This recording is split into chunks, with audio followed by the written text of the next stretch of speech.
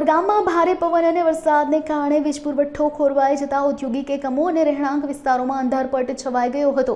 કલાકો સુધી વીજળી ન આવતા લોકોમાં તંત્રની કામગીરી સામે રોષ જોવા મળ્યો હતો। આ સ્થિતિને ધ્યાનમાં રાખીને યુઆઈએ કચેરી ખાતે પ્રમુખ અને હોદ્દેદારોની હાજરીમાં ડીજીવીસીએલના અધિકારીઓ સાથે બેઠક યોજાઈ હતી। આ બેઠકમાં વીજળી ગુલ થવાના બનાવો અંગે સમીક્ષા કરવામાં આવી હતી। ડીજીવીસીએલના અધિકારીઓએ ખાતરી આપી હતી કે આગામી સપ્તાહમાં મુખ્ય વીજ લાઇનને અડીને ઉગી નીકળેલા ઝાડો અને અન્ય અવરોધો દૂર કરાશે, જેથી ચોમાસા દરમિયાન વીજ પુરવઠો નિયમિત રીતે મળી શકે। ડીજીવીસીએલ દ્વારા સમસ્યાના ઉકેલની ખાતરી આપતા ઉદ્યોગકારો અને સ્થાનિકોએ આંશિક રાહત અનુભવી હતી।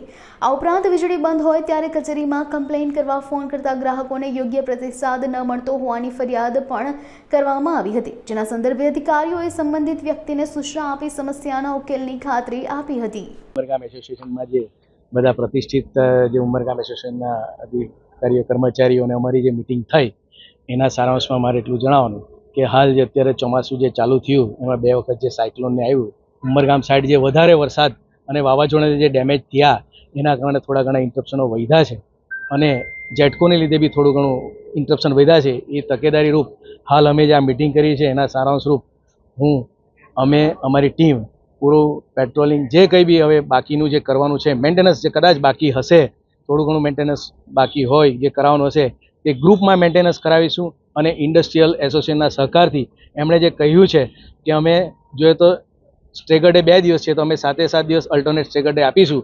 તો અમે તે પ્રમાણે સ્ટેગર ડેનું પ્લાનિંગ કરી અને રોજ કે આંતરિક શટડાઉન લઈ અને રોજ માસ મેન્ટેનન્સ કરાવી અને પૂરું ફીડર 1 દિવસમાં કમ્પ્લીટ થાય અને ઓછામાં ઓછો પાવર સપ્લાય બંધ રહે મેન્ટેનન્સ માટે અને સારું મેન્ટેનન્સ થાય એ રીતે અમે કામગીરી કરાવીશું। ના મેઇન પાવરનો એ તો અમે છૂટ જ છે। મેઇન પાવરમાં શું છે કે બહારથી બી અમે લાવી શકીએ, ટ્રી કટિંગ માટે બી માણસોની છૂટ જ છે, અમે બહારથી ઇમ્પ્રેસ પર પૈસા આપીને બી કરાવીએ જ છીએ એમ। અને એ મેઇન પાવર જ્યાં બી સોર્સ હોય તો અમે બીજા સબડિવિઝનના માણસો લાવીને બી 1 દિવસ ગ્રુપ મેન્ટેનન્સ કરાવશું। એટલે અત્યારે તો જે પ્રી પ્લાનિંગની પ્લાનિંગ કરી પણ હાલે જે હમણાં જે થયું છે મોટા મોટા ઝાડો જે પડ્યા છે આ સાયક્લોનમાં એને લીધે બહુ વધારે ડેમેજ થાય। એને લીધે છે કે ધારો કે વધારે 4-5 પોલ તૂટી જાય આ તે થાય તો પાવર રિસ્ટોરેશનમાં પ્રોબ્લેમ થાય।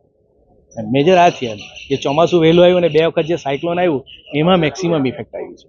તે છતાં અમારા પ્રયત્ન એટલા રહેશે કે તમારી જીઆઈડીસીને અમે સારામાં સારો પાવર આપી શકીએ। आज हम लोग की डीजीवीसीएल से बहुत एक अच्छी मीटिंग हुई, पावरफुल मीटिंग हुई। हमने उनको बताया कि हमने मार्च महीने में, अप्रैल महीने में, मई महीने में और जून महीने में 4 महीने में डीजीवीसीएल को पहले भी रिक्वेस्ट की थी कि वो प्री मानसून की कामगिरी को अच्छे से करें, पर अब जो हुआ है उस विषय में ज़्यादा बात नहीं करते हुए उन्होंने आज हमको पूरा आश्वासन दिया है कि आने वाले समय में वो अच्छा काम करेंगे और हम लोग उनको पूरा सहयोग देंगे कि आने वाले समय में हमारे इंडस्ट्री के भाई बहन लोग, हमारे जो रहने वाले गाँवों के लोग हैं और जो भी रेसिडेंशियल कॉलोनी में हैं उन सब की समस्याओं का हल हम लोग कमिटमेंट देते हैं कि आने वाले 5-6 दिन में हम निकाल के देंगे। बहुत बहुत धन्यवाद। Thank you.